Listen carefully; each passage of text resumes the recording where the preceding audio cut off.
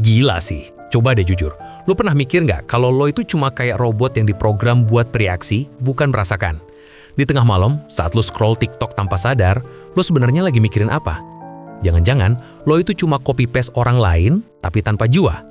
Nah guys, inilah yang dibahas dalam konsep filosofis yang bikin otak panas. Zombie filosofis. Konsep zombie filosofis bukan tentang zombie yang gigit-gigit kepala, melainkan thought experiment atau eksperimen pemikiran yang diusulkan oleh filsuf ternama David Chalmers di awal 90-an. Secara singkat, P-zombie adalah makhluk hipotetis yang identik secara fisik dan perilaku dengan manusia normal, tapi tidak memiliki kesadaran subjektif atau yang biasa disebut qualia. Qualia adalah perasaan subjektif, mentah dan pribadi dari pengalaman. Misalnya gimana rasanya the what it's like, melihat warna merah, sakitnya migrain, atau enaknya rasa coklat. Kita semua tahu warnanya merah, tapi kita nggak pernah bisa yakin 100% kalau apa yang lo rasa sebagai merah itu sama dengan yang gue rasa. Fakta kredibelnya, Chalmers berargumen bahwa karena kita bisa membayangkan secara logis adanya P-zombie, berarti ada celah penjelasan antara properti fisik, otak neuron kimia, dan properti mental, kesadaran qualia. Data pendukung atau The Hard Problem of Consciousness adalah neurofisiologi modern, ilmu otak, telah sukses memetakan apa yang terjadi di otak saat kita berpikir atau bergerak, diisi problem. Tapi masih gagal total menjelaskan mengapa aktivitas fisik itu menghasilkan pengalaman subjektif. The Hard Problem.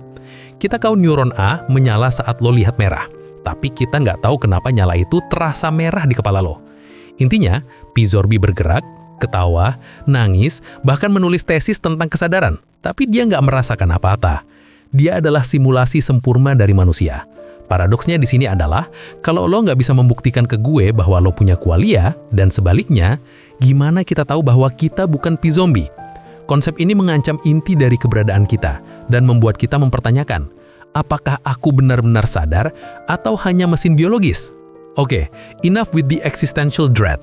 Lalu apa actionable step yang bisa kita lakukan supaya kita nggak hidup on autopilot kayak P-zombie?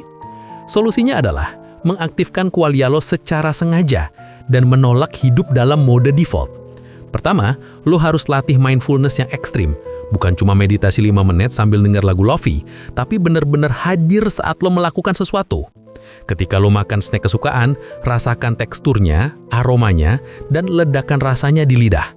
Ketika lo ngobrol sama bestie, dengarkan tanpa sambil mikirin balasan lo berikutnya. Ini namanya deep engagement. P-zombie hanya bereaksi. Mereka melihat warna merah sebagai panjang gelombang, tapi mereka nggak merasakan sensasi kehangatan emosi yang lo rasakan. Dengan memaksa diri lo untuk merasakan setiap detail dari pengalaman sensorik ini, lo membuktikan ke diri sendiri bahwa lo memiliki qualia. Lo merayakan subjektivitas lo. Kedua, lo harus hancurkan comfort zone fisik dan mental. P-zombie beroperasi berdasarkan program dan kebiasaan.